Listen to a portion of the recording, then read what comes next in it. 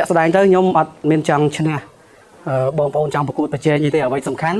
ខ្ញុំចង់ឈ្នះខ្លួនឯងឈ្នះពីអ្វីដែលខ្ញុំធ្លាប់ធ្វើខុសខ្ញុំធ្លាប់ធ្វើអត់បានអាចថាយើងដើរមកបរាជ័យខ្លួនឯងយើងអស់លុយអញ្ចឹងមកពេលនេះគឺលេងដើម្បីឈ្នះខ្លួនឯងទេតែមិននឹកស្មានថាអាចទទួលបានរង្វាន់ហើយរបៀបដែលខ្ញុំលេងនោះគឺខ្ញុំគ្រប់គ្រងអារម្មណ៍ខ្លួនឯងគ្រប់គ្រងអារម្មណ៍ខ្លួនឯងបានដើរសឹមខ្ញុំចូលលេងដំបូងគាត់ថាស្លឹកជុំទី2ខ្ញុំជួបឌូដេត$4000ច្រើន$4000ច្រើនប៉ុន្តែគិតពីអ្នកជាមួយអ្នកសម្របសម្រួលគឺមានលក្ខខណ្ឌ2បងរំលោះឬក៏បងផ្ដាច់មើលទៅលុយអាចទៅរួចយើងបងផ្ដាច់ព្រោះខ្ញុំអត់ចង់បដាក់ប្រចាំខែទេអញ្ចឹងវាតកតងមកអារម្មណ៍នៃការលះបង់របស់យើងការចាយលុយរបស់យើងគឺយើងត្រូវលះកុំឲ្យវាជាប់ជាពាក់នេះសម្រាប់ខ្ញុំបើសម្រាប់បងប្អូនផ្សេងខ្ញុំអត់ដឹងទេខ្ញុំ